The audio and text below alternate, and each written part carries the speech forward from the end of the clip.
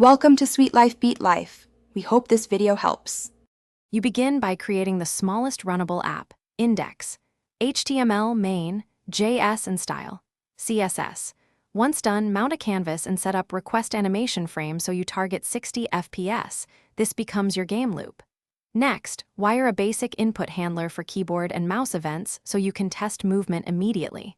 Also create simple asset placeholders, images, audio stubs, and a JSON-level file so loading code has concrete targets.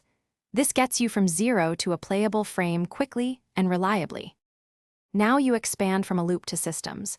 You implement an entity component pattern so behaviors stay modular and reusable. Then add basic physics, position, velocity, acceleration, and axis-aligned collision boxes to handle interactions. Once implemented, create a simple state machine to switch between menu, play, and pause states. This keeps rendering and updates separated. As you code, test each mechanic in isolation, and use console logs and visual debug, overlays to verify collisions and state transitions before moving forward. Finish by polishing visuals, optimizing draw calls, and reducing memory churn. Batch sprites and reuse textures to keep frame time steady. Bundle and deploy with a lightweight tool such as Vite or Parcel, enable compression and verify asset paths.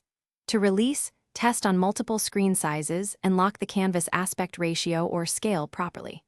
If things go wrong, first open the console and network panel, disable cache, and reproduce the bug step by step. Logs and breakpoints will quickly reveal the root cause.